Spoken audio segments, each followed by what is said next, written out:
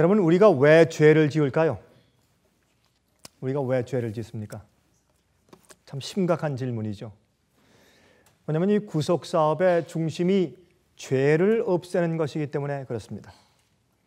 무엇이 우리로 하여금 죄를 짓게 만드는 것일까요? 여러분들은 죄를 짓는데 어떤 것들이 여러분 마음 가운데서 작용해서 죄를 짓도록 인도합니까? 여러분 아시죠? 무엇인지. 여러분, 우리가 죄를 짓도록 만드는 그 동기나 죄가 시작되는 그 뿌리를 우리가 알 수만 있다면 여러분 그거 잘라버리시겠습니까? 우리가 우리를 죄짓게 만들고 우리를 죄로 인도하는 그 뿌리가 무엇인지 우리가 알 수만 있다면 우리가 잘라서 버리지 않겠어요? 그렇잖아요? 우리 그것이 무엇인지 오늘 좀 알아보십시다. 여러분, 모든 죄의 뿌리는 사실상 하나의 죄에서 시작됩니다. 그것은 열째 계명입니다. 탐내지 말라. 탐심은 우리 죄의 시작이고 우리 죄의 뿌리입니다. 이 열째 계명은 우리 마음속으로 지키는 계명입니다. 여러분, 이 열째 계명은요, 행동으로 지켜보십시오. 행동으로 지킬 수가 없습니다. 그래서 우리 마음속으로 지키는 것입니다. 물론 우리 모든 순종은 마음속에서 우러나오는 것이죠. 그렇지 않으면 진정한 순종이 될 수 없습니다. 여러분, 사실 이 말씀을 조금 더 풀어서 말씀드리면 이렇게 말씀드릴 수 있습니다. 우리들이 짓는 죄들 중에 거의 모두 다가 사실 100%라고 말해도 과언이 아닐 정도로 거의 모두 다가 다 자기 마음속에 만족하지 못해서 생기는 것들입니다. 정말 이해하시겠습니까? 우리 마음 가운데 만족하지 못해서 생기는 것들입니다. 탐심은 모든 죄들의 뿌리입니다. 우리 다 알지만 출애굽기 21장 17절과 20절을 좀 펴서 읽어보도록 하십니다. 출애굽기 21장 17절과 20절입니다.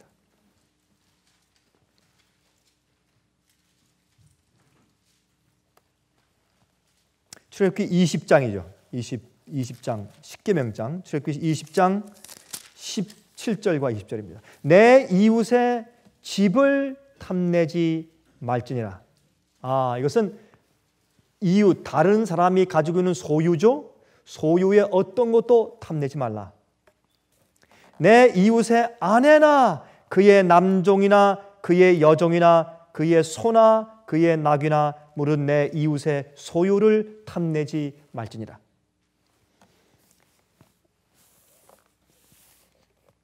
내 이웃의 사람을 탐내지 말고 내 이웃의 집을 탐내지 말고, 집을 탐내지 말라 하는 것은 땅을 포함한 것이죠.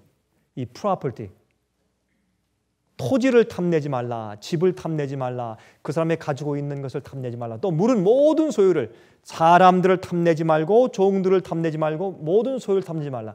근데 재미있는 것은요, 이 소유 가운데 또 무슨 소유가 있느냐면 유형적인 소유가 있고 무형적인 소유가 있어요. 그렇습니까? 유형적인 소유는 무엇입니까? 눈에 보이는 것들. 무형적인 소유는요, 여러분 우리 한국에서도 문화재 할 때 유형 문화재, 무형 문화재 이렇게 하죠. 그럼 유형 문화재는 뭡니까? 불국사, 석탑 같은 것들, 무슨 이런 어떤 그림 같은 것들, 도자기 이런 것이 유형 문화재. 그럼 무형 문화재 뭐예요? 무형 문화재. 예? 재능, 그렇죠? 기술. 어떤 사람이 판소리를 잘한다, 노래를 잘한다. 이것은 무형 문화재예요. 그러면 우리가 다른 사람의 소유를 탐내지 말라 하는 것은 눈에 보이는 것도 탐내지 말지만, 여기 말하는 것은 무릇 모든 소유를, 그 사람의 유형 문화재까지 탐내지 말라. 그 사람의 노래 잘하는 것, 그 사람의 인기, 그 사람의 아름다운 얼굴, 그렇죠? 그 사람의 재주, 달란트, 이런 그 사람들이 남들한테 받는 좋은 칭찬, 인기, 평판, 심지어 하나님께로부터 받는 인정, 지위, 사람들의 교회 안에서의 위치, 지위, 이런 것을 어떻게 하지 말라? 탐내지 말라. 탐내지 않을 수 있는 것은 우리 마음이 만족해야 탐내지 않습니다. 여러분 만족하지 않아 보십시오. 반드시 탐내게 되어 있습니다. 탐심은 모든 죄의 뿌리입니다. 근데 아마 이런 말씀을 하실 거예요. 아니, 어떻게 우리가 탐내지 않을 수가 있습니까? 그건 불가능한 일이지. 탐을 반드시 내게 돼 있죠, 우리가. 그렇죠? 우리가 이제 정말 털털거리는 차를 타고서 주유소 가서 이제 기름을 넣는데 신형 2006년도 실버 참 반짝반짝한 그런 BMW 차가 신형이 쫙 정말 미끄러지듯이 쫙 와서 옆에 탁 서가지고 그냥 기름을 쫙 넣는데 신사가 나와서 말이죠. 라이방 안경을 탁 쓰고 나와서 탁 뒷짐을 주고 다 기름을 넣고 있는데 어떻게 탐을 안 내요? 어떻게? 당연한 거지. 아니 우리는 모빌홈에서 참 어렵게 살고 있는데 저택을 짓고 살고 있는 사람은 집에 가서 보니까 앞에도 풀장이 있고 뒤에도 풀장이 있고 가까운데 호수가 참 멋있게 놓여 있고 아침에 일어나서 2층에 올라가서 내다보면 그냥 그 풍경이 정말 장관이고 그런데 어떻게 탐을 안 내요 세상에? 그거 탐 안 내면 그건 바보지. 그건 사람이 아니지. 그건 뭐 정서가 없든지 감정이 없든지 죽었든지 그 뭐 둘 중에 하나지. 그게 뭐 어떻게 탐내할 수 있냐 말이에요. 그런데 성경은 말하기를 그럼에도 불구하고 탐내지 말지니라. 남이 가지고 있는 것은 유형적이든 무형적이든 무조건 탐내지 말아라. 탐내는 것은 죄의 뿌리다. 그래서 이 십계명 가운데 맨 마지막에 갖다 딱 박아놨어요. 우리가 탐내면요, 탐내는 자들은 하늘에 가지 못합니다. 이건 남들 생각할 때, 야, 이건 너무 강한 설교다. 아닙니다. 성경이 이렇게 말씀합니다. 계명을 범하는 자는 하늘에 가지 못합니다. 계명은 마음속에서 지키는 것인데 마음속에서 우러나오는 순종이 없을 때 그건 하늘 가지 못합니다. 그러면 어떻게 탐내지 않을 수가 있는 것인가? 이 볼 때 다 탐내게 되죠. 어떤 사람은 말이죠. 나는 힘들게 말이죠. 10시간씩 자동차 타고 가는데 어떤 사람은 비행기 타고 쫙 가요. 그것도 자가용 비행기 타고 싹 지나가는데 어떻게 탐이 안 나느냐 말이에요. 그러나 그건 뭐냐 하면 이런 데서 가능합니다. 하나님께서 현재 내게 주신 그 처지와 그 형편에서 만족할 줄 아는 것입니다. 이렇게 생각하면요, 자꾸 꼬리에 꼬리를 물고 생각이 지나가요. 그러면 하나님이 나한테 왜 이 IQ밖에 안 주셨나? 나한테 조금 더 똑똑한 그런 머리를 주시지? 아니면 내 부모들이 백만장자로 좀 태어나게 해주시지? 아니면 조금 더 사업적으로 좀 머리가 팩팩 돌아가게 해주시지? 왜 난 이렇게? 그게 꼬리를 물으면요. 그러면 왜 나한테 이런 부모 주셨나? 그러면 또 부모들은 또 나한테 이런다고 할머니, 할아버지 주셨나? 한이 없어요. 그러면 나중에 끝에 올라가면 왜 아담과 해가 범죄했나? 나중에는 하나님이 왜 날 만드셨나? 그렇게 돼버려요. 결국엔 모든 원망이 하나님이에요. 여러분 해보십시오. 저도 해봤어요. 해보십시오. 아무리 해보십시오. 여러분 아무리 변명을 하고 아무리 설명을 해보십시오. 결국에 와서 하나님 책임이 전부다. 그래서 아예 처음부터 시작부터 탐내지 말라. 동창인데 같은 학교 졸업했는데 한 사람은 3층 집에 살고 나는 아주 지질이 가난해요.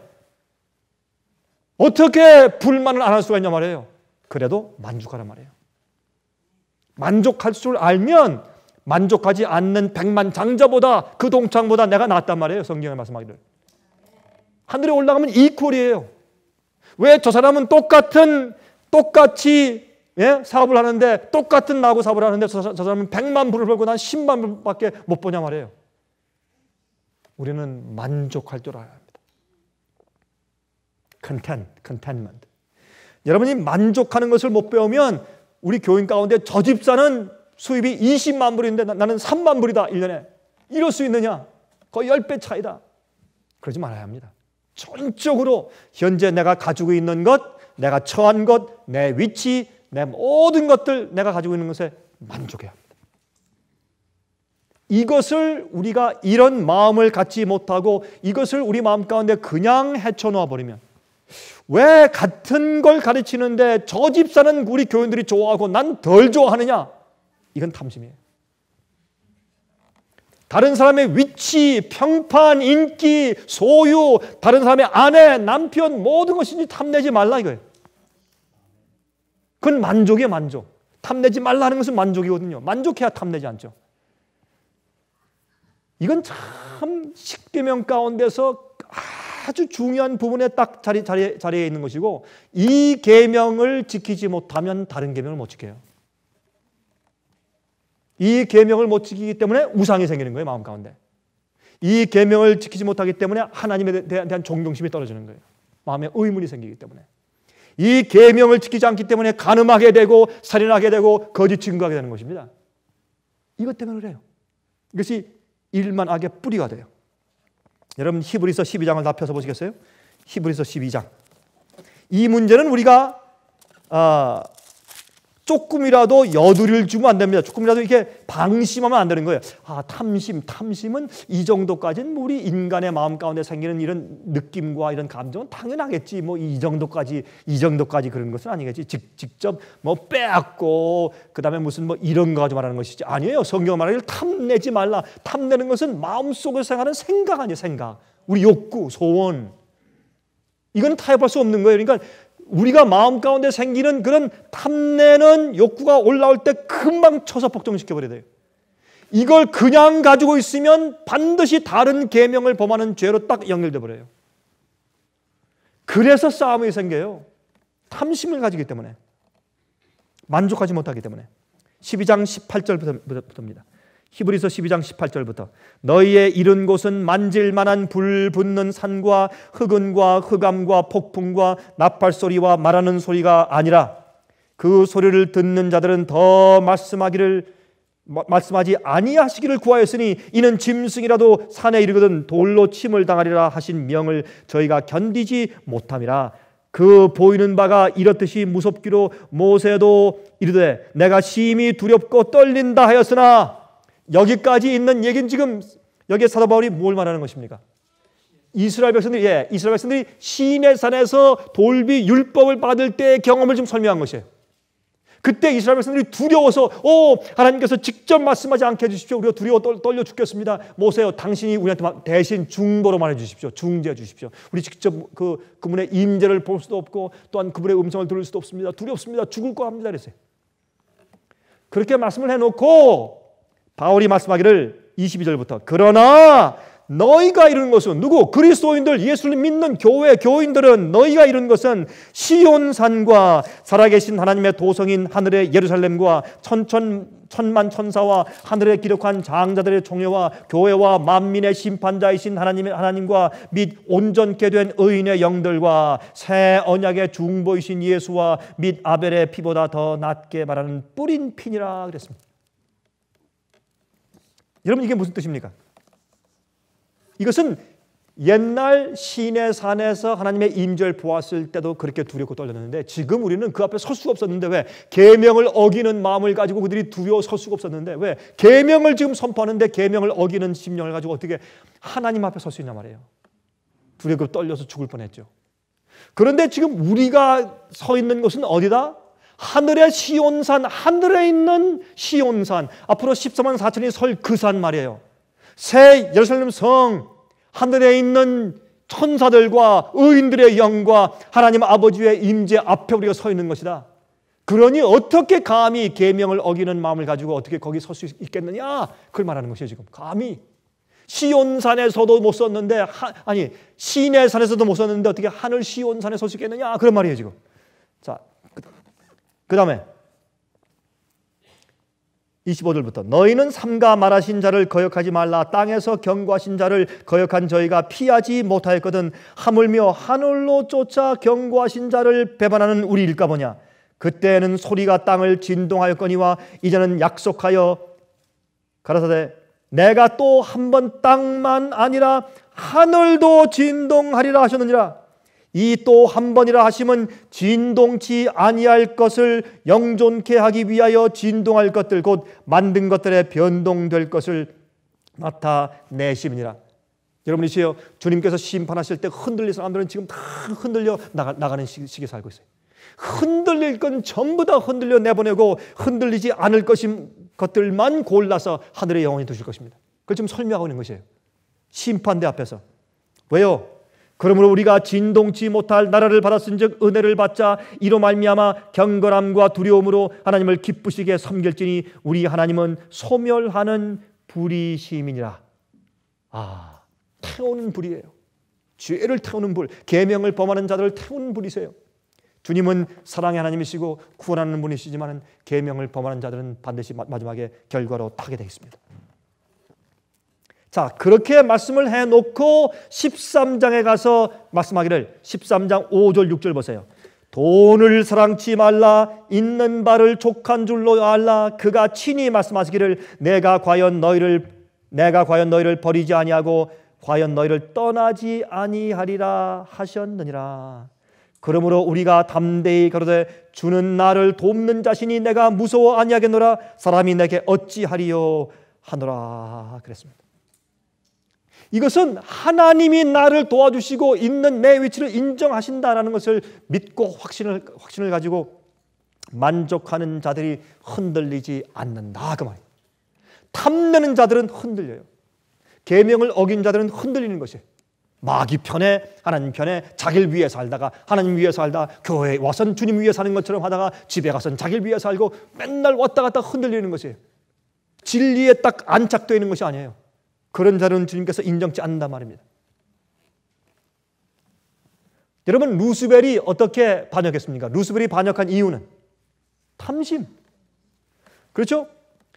이사야 14장 12절부터 14절 보시면 말씀하기를 너 아침의 아들 계명성이여 어찌 그리 하늘에서 떨어졌으며 내 열국을 엎은 자여 어찌 그리 땅에 찍혔는고 내가 내 마음에 이르기를 내가 하늘에 올라 하나님의 뭇별 위에 나의 보좌를 높이리라. 내가 북극산 지폐의 산 위에 좌정하리라. 가장 높은 구름에 올라 지극히 높은 자와 비기리라 하도다. 하나님의 능력을 탐하는 그분과 동등된 그런 인정을 받고 그런 경배를 받고 싶은 탐심이 마음 가운데 생기자 그는 반역했어요. 모든 죄의 시작은 열째 계명이에요. 탐심이에요. 탐내지 말라. 탐내지 말라. 해와 사람이 왜 타락했습니까? 해와는 탐했죠. 보기에 좋고 먹음직하고 지혜롭게 할 만했기 때문에 그것을 마귀의 말에 속아서 하나님처럼 되고 싶은 그 격상된 위치를 탐했어요. 그리고 그 마귀의 말을 신뢰하고 따서 먹었습니다. 그래서 온 인류가 타락한 입장에 놓이게 되었습니다. 이것은 적은 얘기가 아닙니다. 탐심은 나를 망치고 가정을 망치고 교회를 망치고 사람들을 망치는 것입니다. 탐심은 죄의 시작입니다. 그리고 가인은 어머니 해와의 죄를 복사했죠. 어머니 하와의 죄를 본받고서 어떻게 했어요? 무엇을 탐했습니까? 가인은 무엇을 탐했습니까? 예? 하나님께서 자기 동생 아벨을 받아주신 하나님의 인정을 탐했어요. 왜 동생의 재산 받으시고 내 재산은 안 받으시냐 말이에요. 왜 같이 기도했는데 저 사람 병은 낫고 나는 안 낫느냐 말이에요. 왜 똑같이 신학교를 졸업했는데 저 사람은 잘 되고 난 안 되느냐 말이에요. 똑같이 비즈니스를 하는데 저 사람은 잘 되고 주님께서 저 사람은 축복하시고 나는 왜 축복 안 하시냐 말이에요. 하나님께서 남에게 주신 축복이나 인정하심에 대해서 탐심을 갖지 말아야 합니다. 그러면 바보죠? 맞습니다. 세상에서는 바보가 되어야 합니다. 여러분 고린도전서 1장에 말씀하기를 십자가의 도는 세상에서 어떠한 것이라? 미련한 것이라. 그러나 구원을 얻는 자들에게는 하나님의 지혜라. 우리가 세상에서 바보가 되어야 돼. 그래서 가만히 보세요. 우리가 사람들을 쓸 때도 가만히 보면 그 사람이 자기가 있는 처지에서 만족하며 기쁘며 아주 열심히 일하는 성실한 사람을 택해서 쓰지 불만 있는 사람은 안 택해요. 나는 지금 재주가 많은데 난 여기 있습니다 하고 불만 있는 사람은 안 써요. 오히려 사람이 단순하고 자기 있는 데서 만족한 사람을 쓰죠. 사람도 그래요. 하나님도 마찬가지예요. 그래서 우리가 사실 탐심하는 것을 버려야 할 것입니다. 이것은 아주 중요해요. 어떤 종류의 탐심이든지 마음 가운데 탐심이 올라오면 그걸 잘라버려야 돼요. 쳐서 복종시켜야 돼요. 이 탐심을 그냥 내버려 두기 때문에 미움이 생기고 질투가 생기고 시기가 생기고 파가 생기는 것이에요. 그래서 단순하게 해보세요. 어디에 탐심을 없애버리세요. 그런 문제가 생기는가? 안 생겨요. 디모데전서 6장 6절부터 12절 보십시오. 디모데전서 6장 6절부터 12절.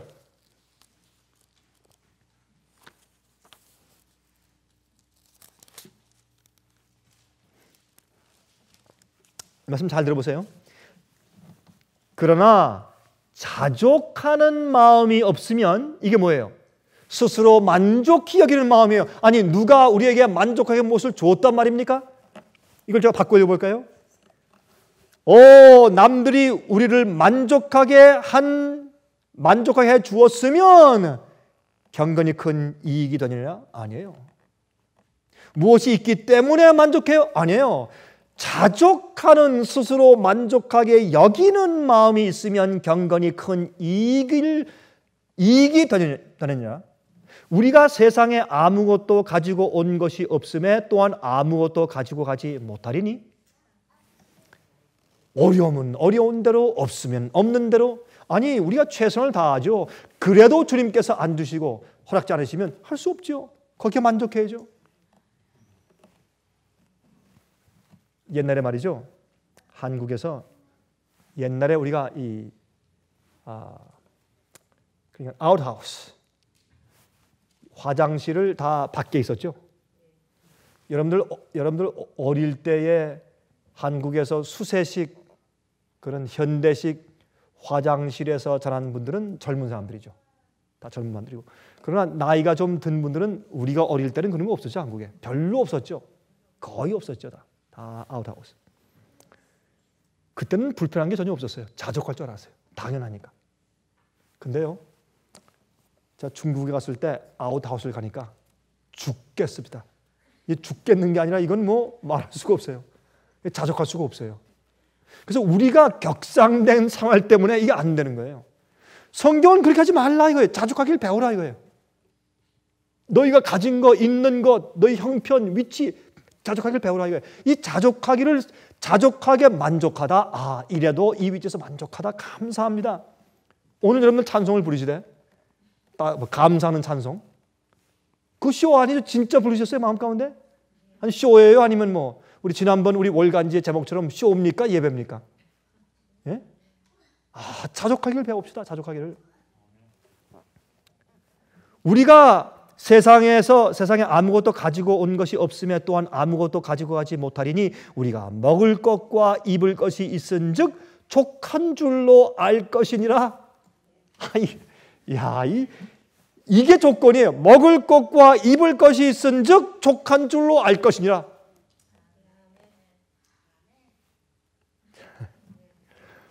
부하려 하는 자들은 시험과 올무와 여러 가지 어리석고 해로운 정욕에 떨어지나니 곧 사람으로 침륜과 멸망에 빠지게 하는 것이라. 돈을 사랑함이 일만하게 뿌리가 되나니 이것을 사모하는 자들이 미혹을 받아 믿음에서 떠나 많은 근심으로 자기를 찔렀도다. 돈을 사랑하는 것, 그건 일만하게 뿌리예요. 부하려고 잘 살려고 하는 마음을 가진 사람들 일만하게 뿌리예요. 오직 너 하나님의 사람아 이것들을 피하고 의와 경건과 믿음과 사랑과 인내와 온유를 좇으며 믿음의 선한 싸움을 싸우라. 영생을 취하라. 이를 위하여 내가 부르심을 입었고 많은 증인 앞에서 선한 증거를 증거하였도다. 여러분 이것은 마지막 시대에 아주 중요한 얘기입니다. 그래서 빌립보 4장 11절부터 13절에 말씀하기를 내가 궁핍함으로 말하는 것이 아니라 어떠한 형편에든지 내가 자족하기를 배웠노니 내가 비천에 처할 줄도 알고 풍부에 처할 줄도 알아. 모든 일에 배부르며 배고픔과 풍부와 궁핍에도 일체의 비결을 배우노라. 그 다음에 나오는 이 말씀이 성경 가운데서 가장 크게 오해된 말씀 가운데 그 말씀들 중에 하나입니다. 뭡니까? 내게 능력 주시는 자 안에서 내가 모든 것을 할 수 있느니라. 이 말씀은 사람들이 얼마나 오해한 줄 아세요? 그러므로 나는 주님 안에서 백만장자가 될 수 있다. 난 주님 안에서 이거 할 수 있고 저거 할 수 있다. 나는 뭐 이렇게 할 수 있고 교회를 10,000명 교회를 만들 수 있고 20,000명 교회를 만들 수 있고 이거 할 수 있고 저거 할 수 있고 나는 장관 될 수 있고 뭐 할 수 있고 주님 안에서 능치 못한 일이 없다. 그렇게 적용시킨단 말이에요. 어디 그게 그런 말씀이 이게 여러분 어디 눈을 비벼서 떠서 보세요. 그런 말씀 하셨는가? 그게 전혀 아니에요. 내게 능력 주시는 자 안에서 내가 모든 것을 할 수 있다. 뭘 말하는 거예요? 내가 부한데 처할 수도 있고 가난에 처할 수도 있고 배고픔과 풍부와 궁핍에도 일체 처할 수 있는 비결을 배웠다. 난 주님 안에서 다 할 수 있다. 그 말 아니에요? 주님께서 내게 무엇을 주든지 어느 형편에 처하든지 어느 위치에 있든지 내가 만족하게 그 자리에서 자족하길 배우면서 처할 수 있다. 난 주님 안에서 그렇게 할 수 있는 능력이 있다. 그걸 말하는 것인데 어디 주님께서 주님 안에서 내가 100만 장자 될 수 있다. 무슨 차 살 수 있다. 뭐 할 수 있다. 뭐 교인들의 숫자를 10,000명 늘릴 수 있다. 그런 말씀이 어디 있냐면 이 말씀 가운데. 이렇게 사람들이 곡해서 오해해서 자기 나름대로 해석해서 성경을 적용시키고 있다고 말입니다. 여러분 어떤 교회 가면 그 뒤에 크게 붙여놨어요. 내게 능력 주시는 자 안에서 내가 모든 것을 할 수 있느니라. 그러고 갔다가 그 교회 가면 한 번 3번씩 복잡하면서 큰 소리 외치고 믿습니다 믿습니다 믿습니다 그렇게 하래요. 그러면 사업 잘 된대요. 실제로 그래요. 제가 들었어요. 여러분 이걸 우리 교회에 와서 다른 데 가면 안 됩니다. 우리 교회에 와서 3번 동안 크게 복잡하게 외치고 아멘 믿습니다 3번 하십시오. 그러면 요 다음 주에 장사 잘 됩니다. 그러니까 교인들이 많이 모일 수밖에 없죠. 이런 엉터리 적용이 어딨냐 말이에요. 그런데 어떤 때 이 말씀을 우리 마음 가운데 그렇게 실제로 우리도 적용을 시킬 때가 있어요. 그러면 안 돼요. 이것은 자족하기를 배우는 능력을 말하는 것이에요. 그 이상 적용시키지 마세요. 물론 주님께서 주의 능력으로 우리가 무엇하고 어떻게 되길 원하시면 다 되죠. 그러나 주님의 뜻이 무엇인지 우리가 먼저 알아야 되겠죠. 우리의 분수를 알아야 되겠고. 그래서 요한일서 2장 15절과 16절에 말씀하기를 이 세상이나 세상에 있는 것들을 사랑치 말라. 누구든지 세상을 사랑하면 아버지의 사랑이 그 속에 있지 아니하니 이는 세상에 있는 모든 것이 육신의 정욕과 안목의 정욕과 이생의 자랑이니 다 아버지께로 쫓아온 것이 아니요 세상으로 쫓아온 것이니라. 눈에 보이는 것, 보기 좋은 것, 안목의 정욕, 육체의 정욕, 이생의 자랑하고 싶은 이런 모든 것들은 그런 것들이 우리 마음 가운데 탐심을 이루는 것인데 그런 탐심들은 마음 가운데 자족하는 마음을 없애버리고 계명을 어기게 하고 범죄하게 만드는 것입니다. 그거 하지 말라고 성경은 말하는 것입니다. 그걸 안 하고 이런 마음이 들어갈 때 이게 두드려 패서 없애서 죽여버리면 그럼 우리가 단순한 사람이 돼요. 단순하게.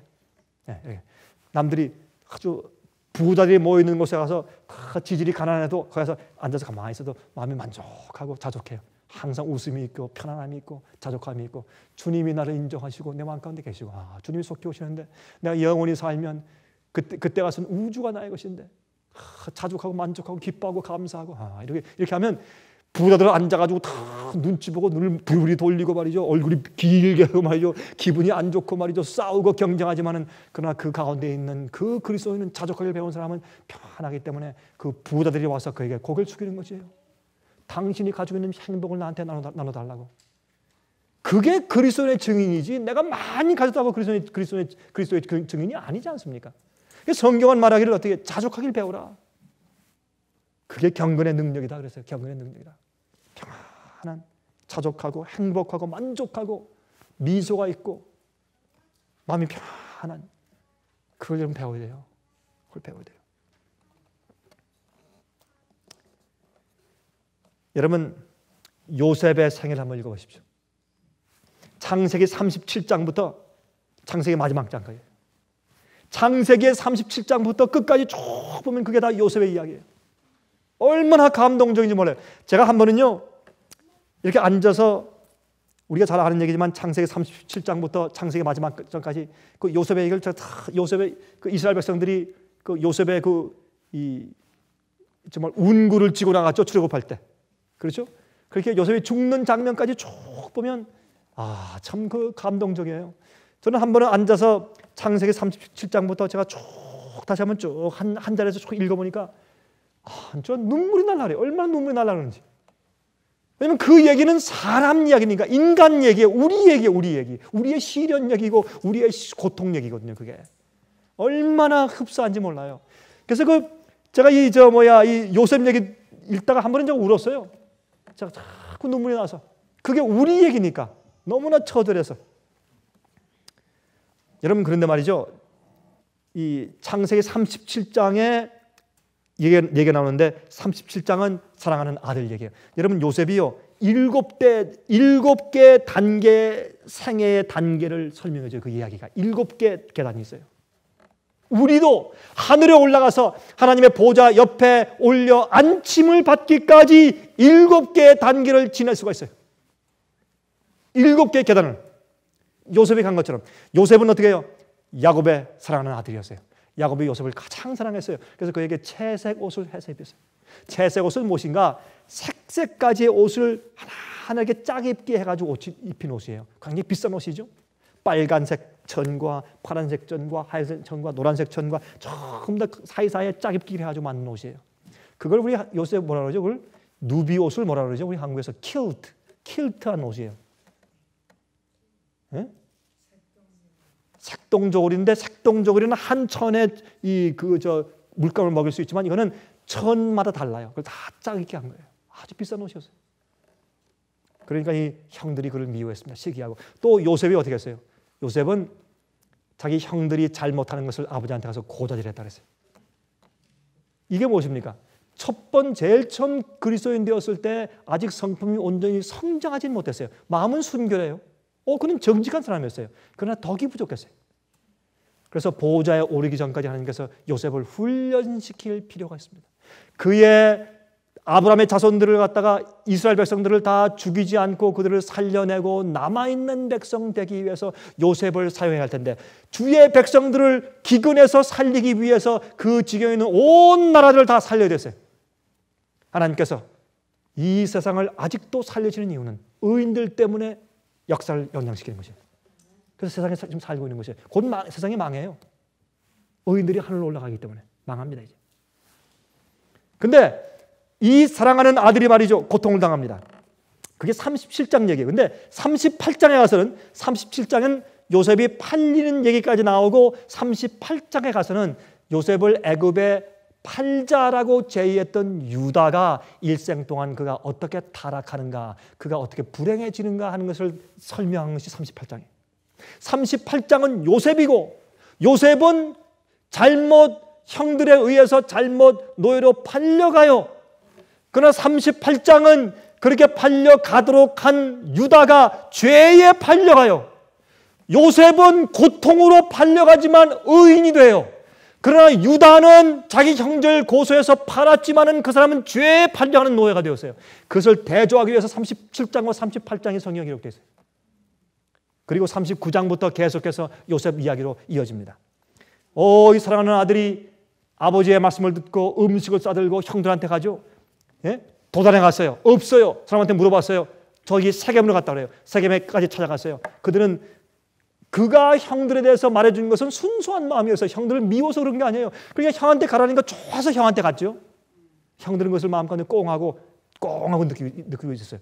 어떤 때는 말이죠. 우리끼리의 서로의 어떤 문제가 서로 관계 문제가 생길 때 대부분 성격 차이예요. 성격 차이지만 어떤 사람은 성장의 문제가 물론 있죠. 어떤 사람은 순수해서 했는데 어떤 사람은 그걸 꽁하게 그걸 안기적으로 딱 붙잡고 있어요. 나중에 칼을 딱 갈고 있다가 요시, 요시는 일본 말이죠. 딱 칼을 갈고 있다가 기회만 있으면 내가 찌른다 딱 하고 있어요. 기회가 터지면 찌르는 거예요. 그러니까 아버지가 없으니까 안 찔렀지 아버지만 없으면 벌써 100번 죽인 거예요 요셉을. 근데 아버지 없는데 찾아왔으니까 잘 됐다 죽이자 한 거죠. 우리가요 마음 가운데 뭐가 있으면 탐심이 있으면 증오하는 마음이 있으면 미워하는 마음이 있으면 그거는 기회를 타지 못한 죄를 품고 있는 것이에요. 그 사람 망해요. 영적으로 그 사람은 멸망하는 거예요. 영적으로 부패해요. 거기에 들어있기 때문에 이 영혼이 썩는 거예요. 그렇기 때문에 기도가 안 돼요. 기도해봐요. 형식적이지. 여러분 그런 마음이 있을 때 기도해보세요. 기도가 되는가. 성경 읽어보세요. 성경 아무리 읽어보세요. 마음 가운데 가마가 들어오는가. 해보세요. 되는가. 저는 안 됩니다. 여러분은 훨씬 더 저보다 현명해서 잘 되는지 모르지만 저는 안 돼요. 제 마음 가운데 죄가 마음속에 딱 품어져 있으면 제가 딱 그 즉시 회개하고 버리지 않잖아요. 기도가 안 나와요. 전 기도해도 기도하죠. 기도가 마음속으로 기도가 안 나오는데 어떻게 해요? 성경 말씀을 읽어도 영감이 떠오르지 않는데 어떻게 해요? 설교가 안 돼요. 어떻게 설교가 나와요? 안 돼요. 죄를 품고 있는데. 여러분 죄는 버려야 돼요. 죄를 지었기 때문에 하늘에 못 가는 게 아니에요. 죄를 버리고 회개하지 않았기 때문에 하늘을 못 가는 것이지.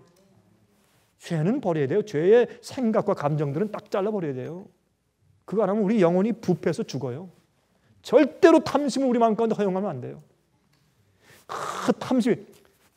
요즘에 광고들, TV, 다니면서 광고 보는 것마다 다 뭘 키우는 거예요? 다 탐심. 저거 갖고 싶고, 이거 갖고 싶고, 저거 입고 싶고, 저거 참 탐심으로 가득 찬 광고들 아니에요.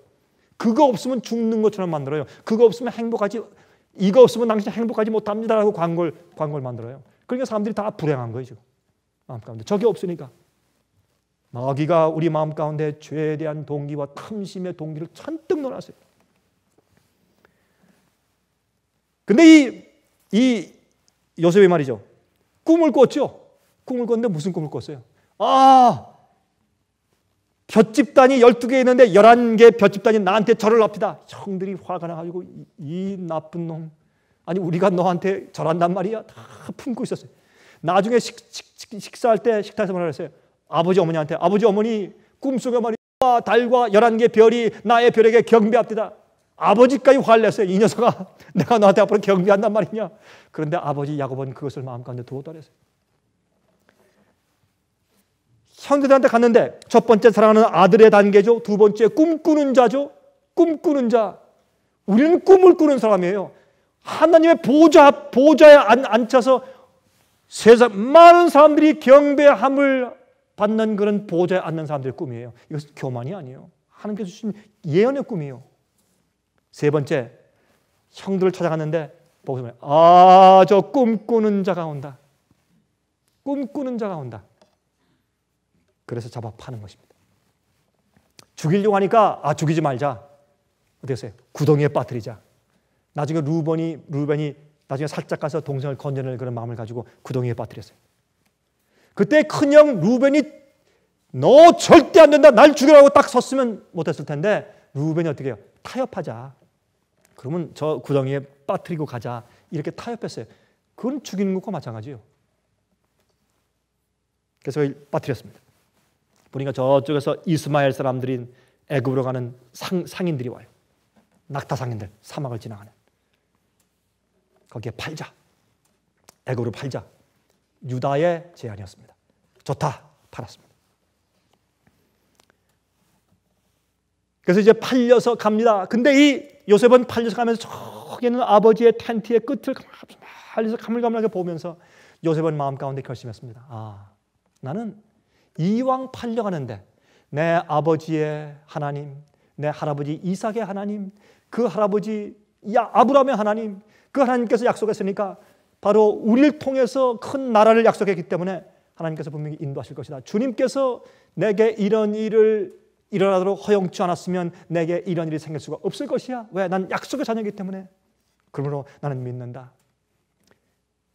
그러므로 내 아버지 하나님, 내 할아버지 하나님, 내 조부의 증조부의 하나님께 내가 충성을 다하기로 결심하겠다라고 결심을 했어요. 결심하고 가서 주님께서 내게 어떤 일을 베푸시든지 간에 나는 자족하기를 배우며 살겠다라고 결심하고 간 것이 요셉의 생애예요. 갔어요. 보디발의 집에 팔렸습니다. 근데 거기 가서 너무 진실되게 일해서 보디발이 그를 신뢰하고 그의 모든 일을 맡기는 집사를 만들었어요.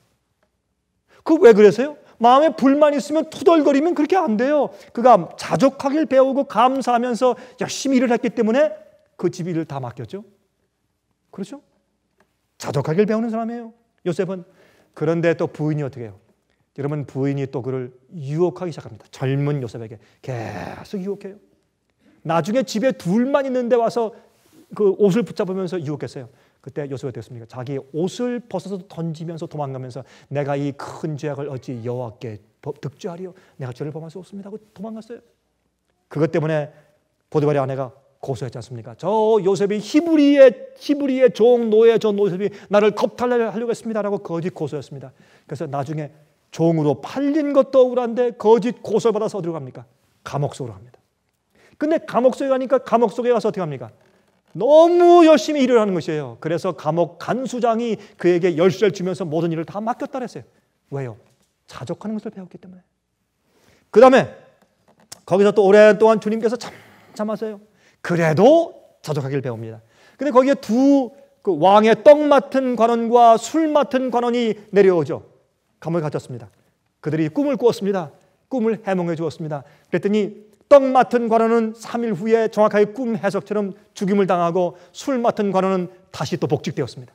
그런데 술 맡은 관원이 요셉을 다 잃어버리고 자기만 잘 되면 되는 거예요. 남은 뭐 상관없어요. 자기만 잘 됐으니까 좋다 하고 다 잃어버린 다음에 또 사니까 또 2년 동안 더 고생하고 있었어요. 나중에 2년 후에 바로 왕이 꿈을 꿉니다. 하나님의 타이밍, 하나님의 장소와 시간, 주님께서 원하실 때 우리를 높이실 겁니다. 하나님께서 원하시는 계획 속에서 우리를 높이실 겁니다. 그때까지 참고 자족하길 배우고 만족하며 행복할 수 있어야 합니다. 그러면서 남이 가지고 있는 어떤 것도 탐하면 안 됩니다. 유형적이나 무형적이나 남이 받고 있는 인정이나 무엇이나 평판이나 인기나 절대로 탐하면 안 됩니다. 남이 잘될 때 탐내지 말라는 열지의 계명을 지키는 사람이야말로 남이 잘될 때 참 잘됐습니다. 감사합니다. 라고 말할 수 있는 사람입니다. 그 계명을 지키는 것입니다.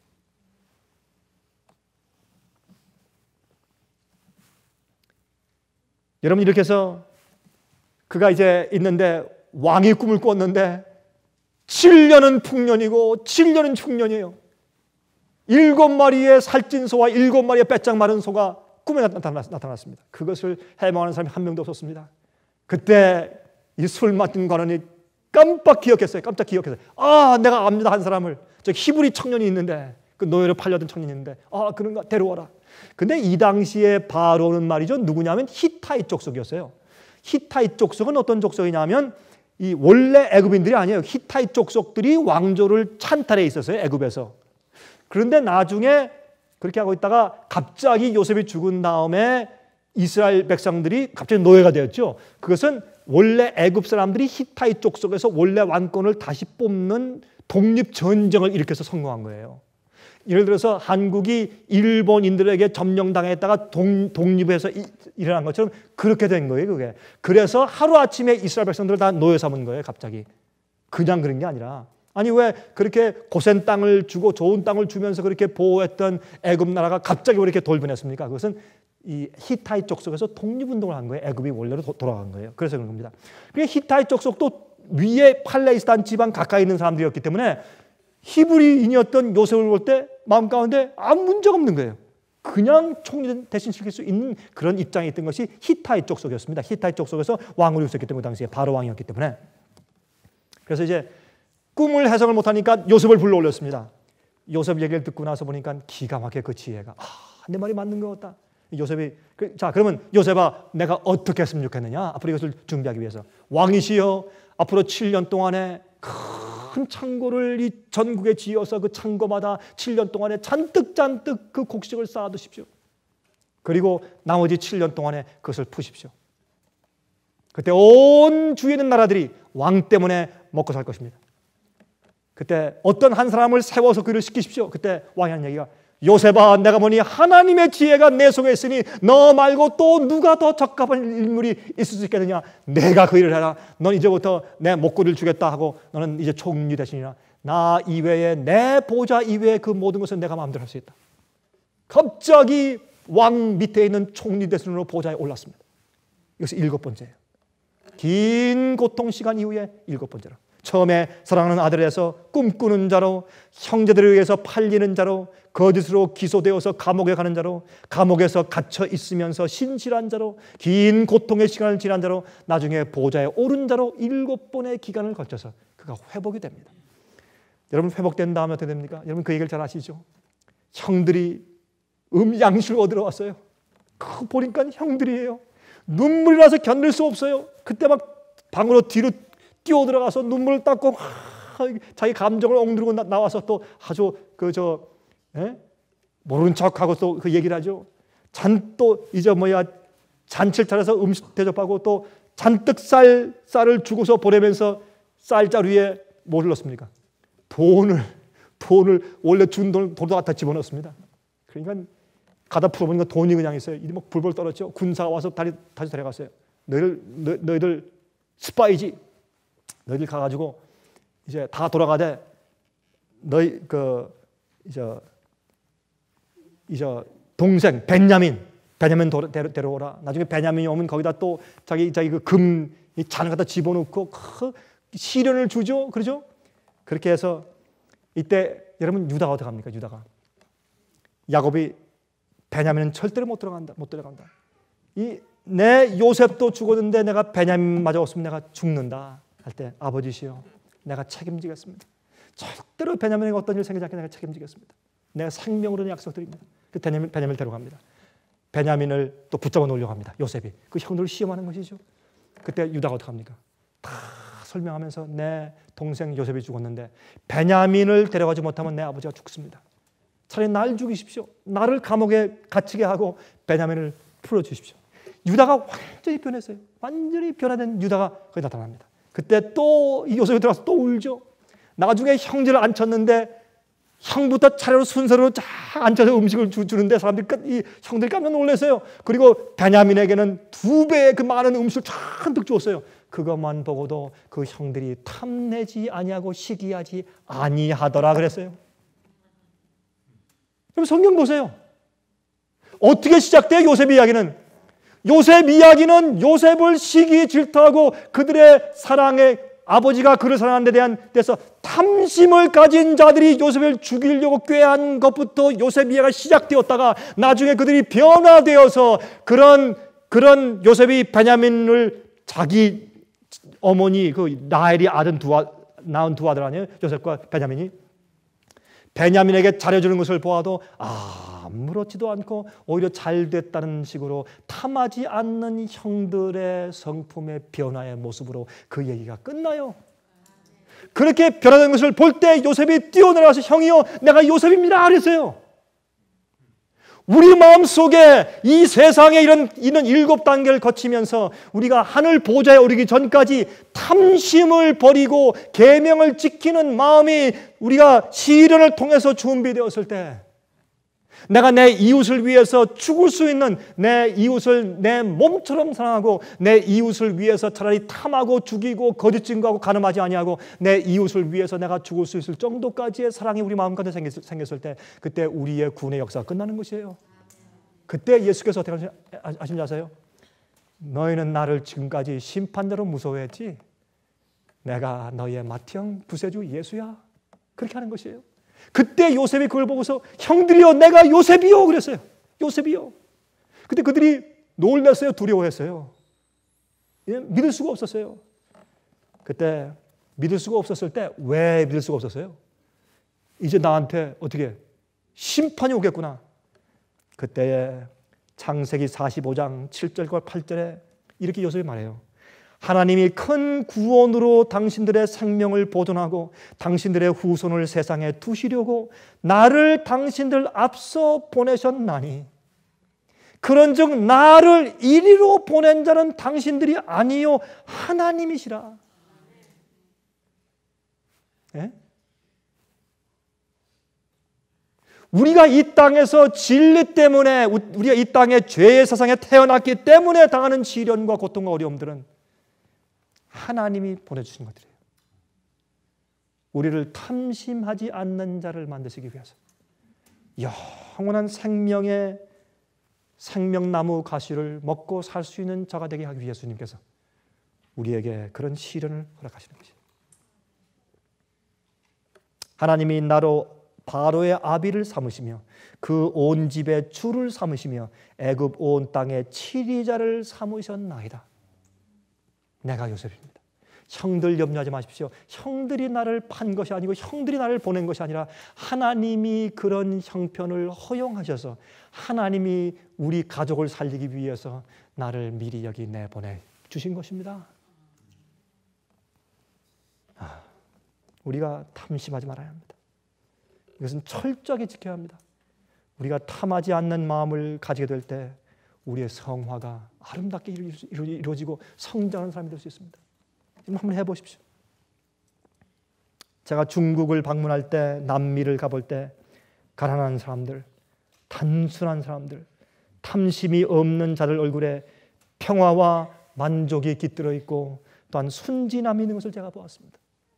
제가 픽처 좀 이 사진을 보여드렸지만은 그 산 꼭대기에 있는 그 가난한 사람들, 마을에 있는 미션에 있는 사람들 가서 보니까 그들 얼굴에 참 만족함과 평화스러움이 있었습니다.